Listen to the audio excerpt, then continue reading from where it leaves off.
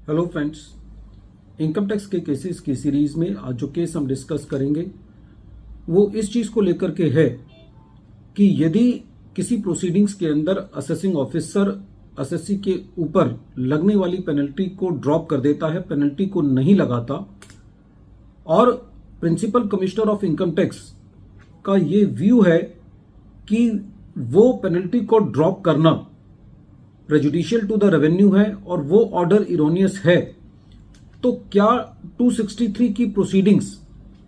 Penalty के लिए भी एप्लीकेबल होंगी? और क्या principal commissioner of income tax के पास ये पावर है कि असेसिंग ऑफिसर के द्वारा किसी पेनल्टी को ड्रॉप कर देना किसी ऑर्डर से, उसको भी 263 के अंदर रिवाइज किया जा सकता है?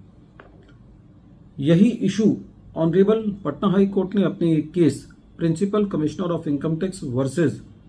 RA Himmat Singa and company के केस में डिसाइड की, और ये केस 478 ITR पेज नंबर 456 पर रिपोर्ट हुआ। प्रेजेंट केस असेसमेंट ईयर 2004-2005 से रिलेटेड है। असेसिंग ऑफिसर ने असेसमेंट के अंदर कुछ एडिशंस किए, मैटर CIT अपील के पास पहुंचा, CIT अपील ने भी उनको अपील रखा, और जब मैटर ट्रिब्यूनल के पास था तो ट्रिब्यूनल ने एसएससी को कुछ पार्शियल रिलीफ दिया। जिस मैटर पर एसएससी को रिलीफ नहीं मिला था, उस मैटर पर असेसिंग ऑफिसर ने एसएससी के ऊपर लगने वाली पेनल्टी को ड्रॉप कर दिया, एक ड्रॉपिंग का पेनल्टी ऑर्डर पास किया। Principal commissioner of income tax ने यह पाया कि ये पेनल्टी को ड्रॉप करना इरोनियस है और प्रेजुडिशियल टू द रेवेन्यू है। एसएससी ने इस 263 की प्रोसीडिंग्स के अगेंस्ट ट्रिब्यूनल के अंदर अपील फाइल करी, और ट्रिब्यूनल ने यह पाया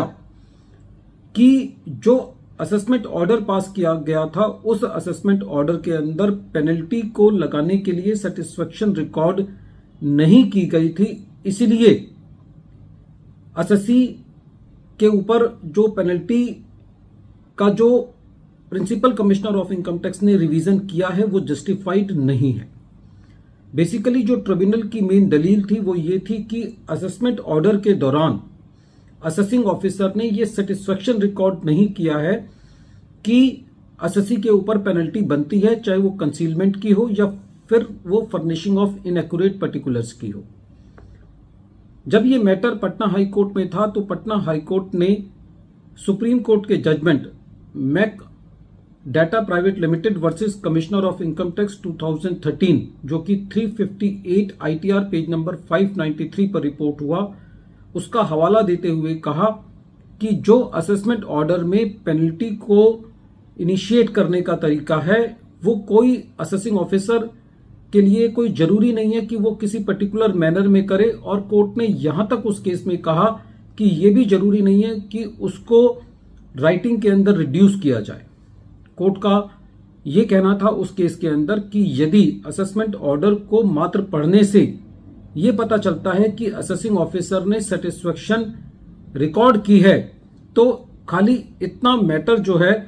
वो असेसिंग ऑफिसर के लिए पेनल्टी को लगाने के लिए सफिशिएंट है। दूसरा, कोर्ट का यह कहना था कि ट्रिब्यूनल की यह फाइंडिंग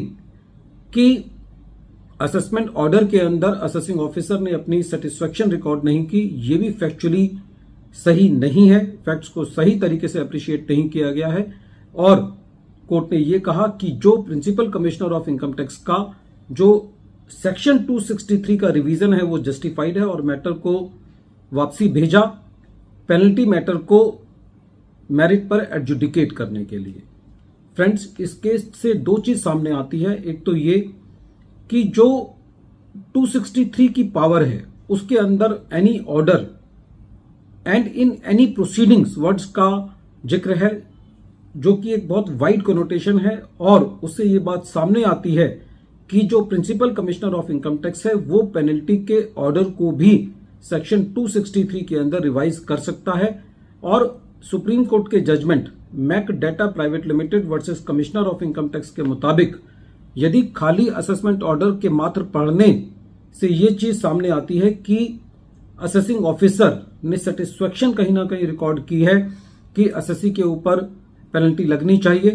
तो वो सफिशिएंट है। ये जरूरी नहीं है कि वो उसको राइटिंग के अंदर रिड्यूस करें। वीडियो के अंत में एक बार फिर मैं केस का नाम रिपीट कर रहा हूं। केस का नाम है principal commissioner of income tax versus R.A. Himmat Singha and company, और ये केस 478 ITR पेज नंबर 456 पर रिपोर्ट हुआ और इस केस का जजमेंट 27 फरवरी 2024 को आया। Thank you friends.